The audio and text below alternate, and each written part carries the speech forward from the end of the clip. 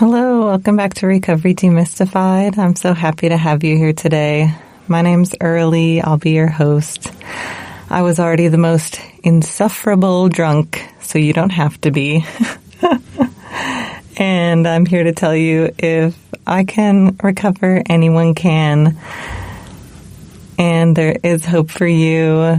You're not going to be left behind. I'm coming back for you.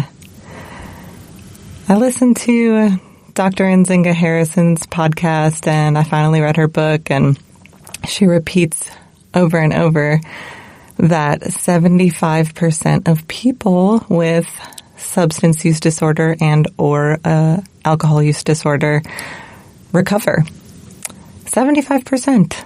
And she repeats it for a reason, because that's a huge majority. So I hope that I hope you're in that 75%, but the people that I'm wanting to reach and speak to are the ones that are in the 25%, the ones that have been left behind, the ones for whom treatment centers, traditional psychotherapy, AA haven't worked for. I think that there needs to be something new, something more expansive. And in fact, I do think that a lot of that 75% of people that recover perhaps are doing it on their own, with their own coping skills, their own methods, and that those people are moving on with their lives. And I want to get a lot of them down here in this little podcast booth and get the interviews out so folks that are currently struggling can see examples of people that did it on their own, that had their own journeys, that are free from their substance use issues, and that are working on growth and happiness in their lives. You can recover. I promise. I remember this really sad, dark time in my life. I was living in a shack built out of pallets in the woods. And part of that, currently I live in a nice cabin in the same woods, right in the exact same spot. But back then it was the darkest of times. The house barely existed. It had no insulation. It was really cold. I couldn't keep a job. I was just drinking and drinking and drinking and hurting my loved ones. And it really sucked. And I remember this moment, I was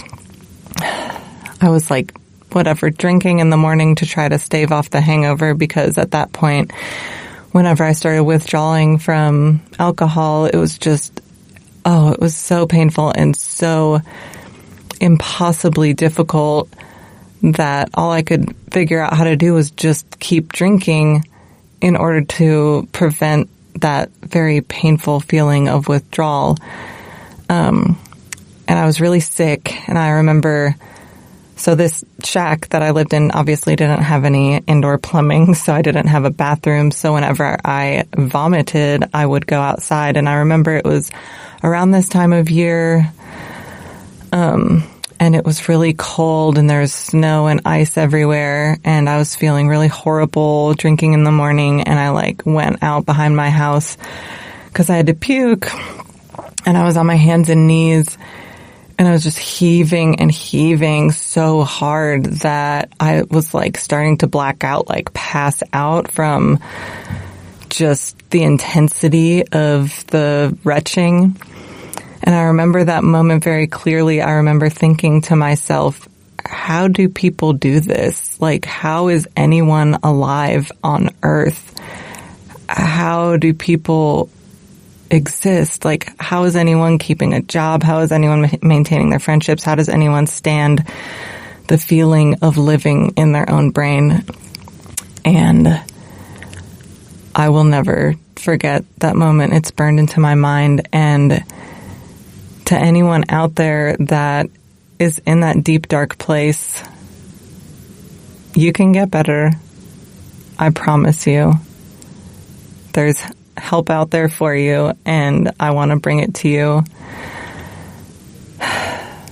There's a couple of things that during that point in my life, I was trying to quit drinking, and it would, last like 3 days, and then I'd drink again, and it all seemed very hopeless. But there was a few key things that I tried during that point in my life that made a noticeable difference.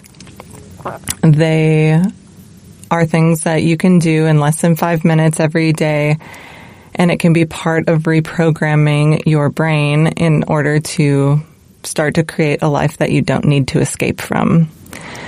Those two things that take just a few minutes out of your day that make a huge difference are gratitude and mindfulness. And it might make you upset and be like, that's dumb. That's not going to help me. Like, what the fuck is like saying I'm grateful for something ever going to do? But the cool thing about it is both of these things, if you practice them with regularity, will rewrite neural pathways in your brain. And over time, your brain becomes stronger and it changes, and you can become a more present, a more grateful, happier person. And for me, it made an immense difference. A lot of these traditions come from Eastern spirituality traditions like Buddhism, Taoism, Hinduism, and I definitely am not going to be promoting religion necessarily. Like, if you have a spiritual path and that is part of your recovery, then that is very wonderful. But there's a lot of people who that is just going to completely turn off. But the cool thing about all these spiritual traditions is that there is also a lot of modern science to back it up.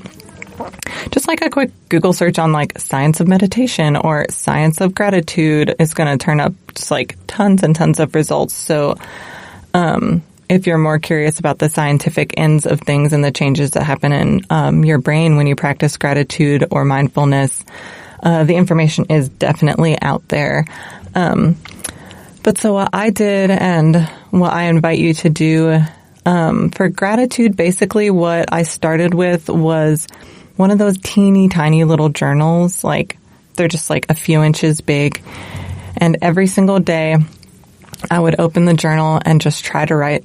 It started with one thing, and the one thing maybe was just my dog, no matter what I went through, she loved me unconditionally every day. And I would be lying if I said I was never grateful for her. And then eventually it would be my dog and clean water. There's a lot of people on earth that do not have clean water, and I have it, and I'm grateful for that. And as time went on, I started building this muscle of being grateful. And it was so easy. I could fill out every line on the page of that little notebook. I think it probably had 15 or 20 lines, and it would be even though I live in a rotten old shack built out of pallets, I have some kind of shelter, right? I have a bed with blankets and a pillow. If I didn't have a bed with blankets and a pillow, sleeping would suck, I have food. I have solitude. I have all of these things. I remember being books. Books are so cool. Other people are spending months and years of their lives, writing books, and then further than that, even other people are publishing and printing and distributing these books. And I love all of these people for making books because I love reading them. So I became grateful for books.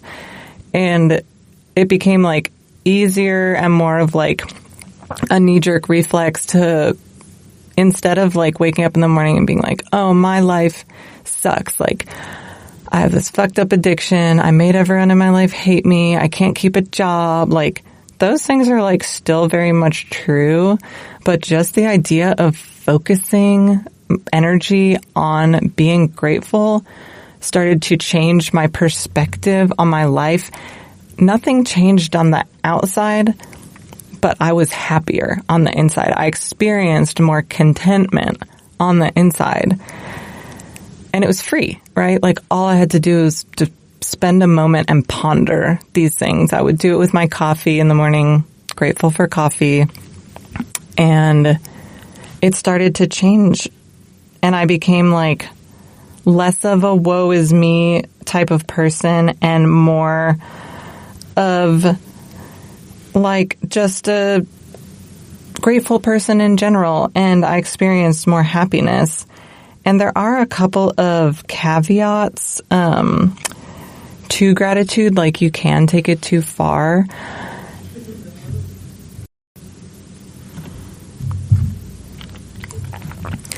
And in fact, I took a picture of this book. I took a picture of like the pages in the book, but not the cover, the title or anything. So unfortunately, I cannot let you know what book this is from, but I'll try to figure it out in the future and put it in the show notes. But there's a couple ways like that you can take gratitude too far. One is called toxic positivity. And I'm just going to read this entry out of the book about toxic positivity. The author says, cultivating a positive outlook can be a beautiful practice, but it's important to keep an awareness that there's a difference between authentic experiences of positivity and forcing positivity in order to avoid feeling uncomfortable emotions.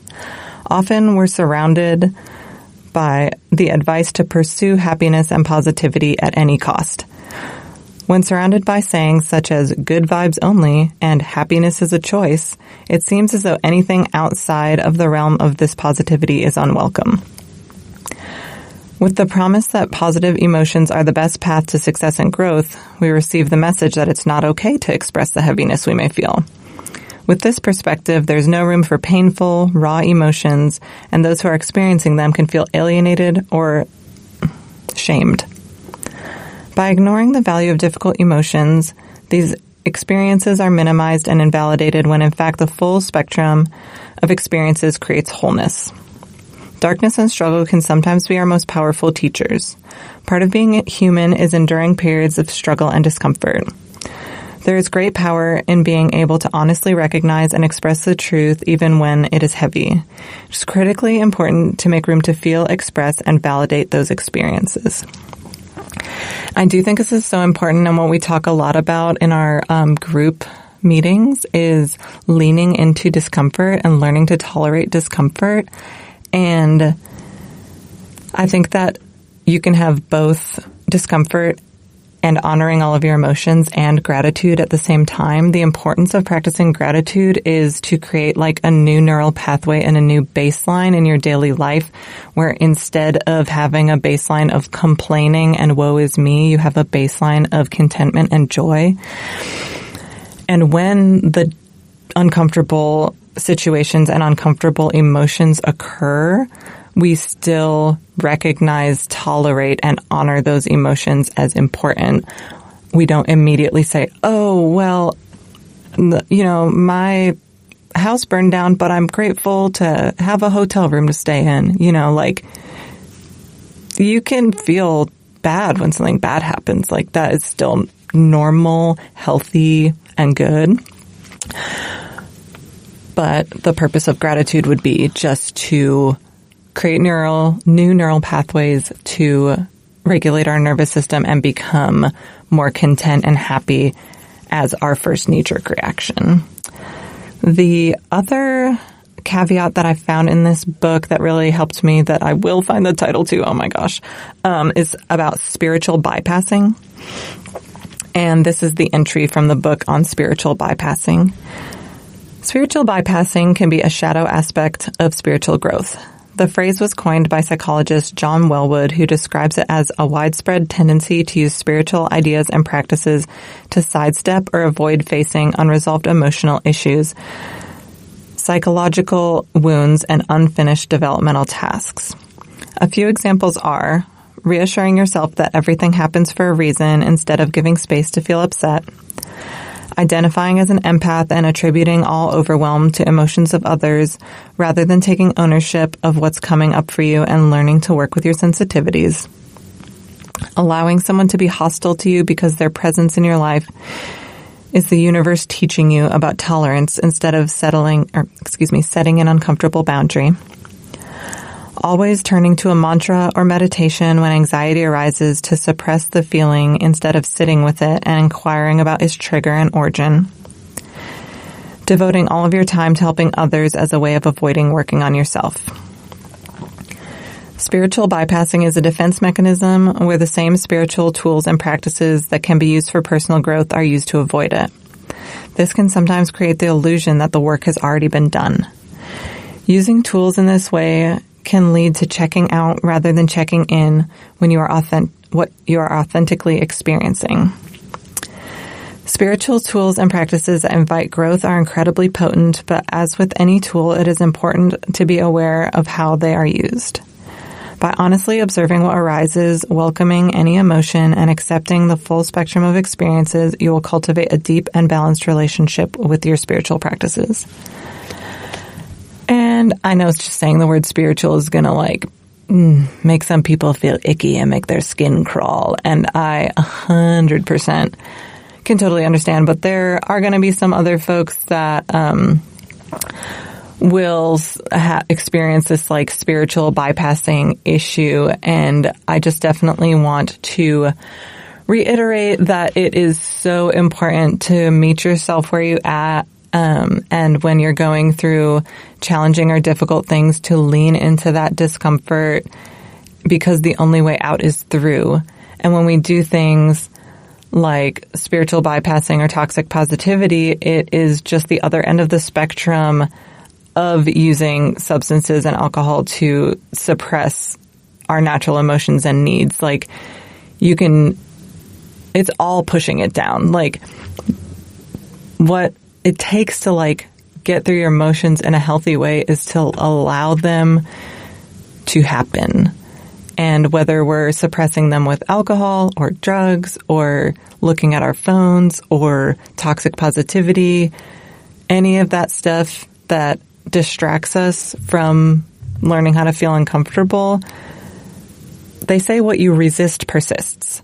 So as long as we're pushing stuff away, it's still there. It's just going to crawl back out at inopportune times in strange ways that we don't understand. So, practicing gratitude can change your life for the better and shift your brain to becoming a more content and happy person at a baseline level. But you just have to, have an awareness, use it with caution. And okay, so that is a good transition to the second thing that you can do in less than 5 minutes a day to start to change your life for the better. And it's called mindfulness. And if you're on the internet at all, I'm sure you've heard of this word. But I am a person who hasn't used social media since 2010, and my connection with the outside world in this ways is pretty limited. So when I started to discover mindfulness, it was weird and kind of a game changer once I started to implement it, but it was kind of confusing at first. So how I see mindfulness is peeking in the window to the house of meditation. Mindfulness is, it's bringing your awareness back to the present moment, if only for a second. So our brains haven't changed in 10,000 years, but everything around us has. And one of the very intelligent instincts that we have is our automatic thoughts. And it's a very human experience to constantly be either worrying about the future or thinking about the past. And historically, this has helped us because if we had a difficult experience in the past, like a life or death survival thing, our brain would need to bring that up over and over and over so we could be prepared to meet that same life or death survival situation and have that reminder of what we did in the past to survive. The same thing with the future. If our brain is constantly playing out situations that could happen in the future during a time when everything was about our mere survival and our safety, this made a lot of sense because our brain could plan for all of the life or death threats that we encountered with our safety. But now in the current lives that we live in, most of the time we don't have immediate life or death threats to our safety, like whatever, being chased by a predator, or most of us have regular access to like food and shelter and all of the things that we need. We aren't typically living in like warring clans where we have to plan for an attack or anything like that. So we still have the same mechanisms in these brains that haven't changed at all, but we're in safe environments. So for the most part, these survival mechanisms, they're outdated just because the world around us is changing so rapidly and we are so safe now. So the practice of mindfulness is taking these moments to just think about what's happening right now, since our brain is constantly thinking about the past and the future. And it can be as simple as paying attention to your senses. What can I see? What can I hear? What can I feel? What can I taste? What can I smell? It can be as simple as noticing that you're breathing. I'm breathing in. I'm breathing out. And if you're new to the practice, or even if you've been doing it for a long time, sometimes it's that's as far as you get and your brain has already taken you away to, remember this thing that happened in the past, or what about this thing that might happen in the future? So at that time, you can be like, oh, look, I'm thinking again, and bring yourself back to whatever mindfulness technique you were using, back to your breath or back to sounds that you can hear, something like that. And this is something that you can do to any extent that you're ready for, any extent that you're comfortable with. You can, if you're at a red light, you can be like, oh, I'm at a red light, instead of worrying about wherever you're driving. You can breathe in and breathe out at the red light and just pay attention to being a part of the present moment. And as time goes on, if you become more comfortable with doing these moments of bringing yourself back to the present moment, you can get further into meditation. Doing this mindfulness, that is meditation. And from the science that I've read about, you don't have to be some Zen master living in a cave for 13 years to experience the benefits of all of this. If you're trying to be mindful, if you're attempting to meditate, you're getting the benefits of it. You don't have to clear your mind of all thoughts. If you're bringing your attention back, if you're bringing your awareness to the present moment, to your breath, to the sounds, to the sights, to whatever is happening now, these different neural pathways in your brain are growing, and you are getting the benefits whether or not you're being super successful at centering your awareness in a certain way. And if you become more comfortable with doing momentary mindfulness, you can take it a little bit further, do, 3 minutes, 5 minutes of silent meditation on your breath. There's lots of guided YouTube videos. There's entire apps for this. I believe there's even free ones. Or you can just quietly sit and focus on your in-breath and your out-breath. And every time a thought occurs, you can recognize that the thought exists and not attach yourself to it, and then go back to refocusing on the breath. And a quick Google search will give you tons of information. If you search mindfulness and, scientific research, meditation and scientific research, these traditions are thousands of years old. And not every tradition is great that we've had in humanity, but this one has stuck around because it's really effective at bringing us more peacefulness and more contentment and happiness in our lives. So I do invite you to try to do these moments of mindfulness, bring yourself out of that rumination in your brain that is very normal and natural, and bring yourself up to the present moment, because usually the present moment is quite peaceful, honestly. Some moments of our day are going to be stressful or chaotic, but most of the time, most of the time's pretty chill, honestly. So it's just good to bring yourself to that and be oh yeah, I'm just sitting here and I'm in my car at a red light and it's all good, Be grateful my car is running. Focus on my in-breath and my out-breath. And there's the more you get into it, I really do enjoy studying Buddhism and the different meditation styles with that. There's some loving kindness meditation, Tonglen. There's a bunch of different kinds where you can focus on sending love towards yourself, love towards strangers, and it actually strangely makes me feel very, very good to do that. 'Cause definitely at first in addiction recovery, I was oh, this is dumb and this is nothing and this is not going to have a change for me. Why would focusing on my breath do fucking anything? But I went ahead and tried it, and as it turned out, it was extremely helpful. And now I try to add gratitude and mindfulness and meditation just a few minutes every day. And it has a great effect on my life. And it's not just had a great effect on my life. There's tons of science out there to back it. And anywho, gratitude, mindfulness, being the doorway to meditation. These are things that you can add into your life for free for less than 5 minutes a day. You can reprogram your own brain and you can heal yourself. I give you a free pass. You go out and do it, You got no excuse not to. Anywho, I guess that's all I have for y'all today.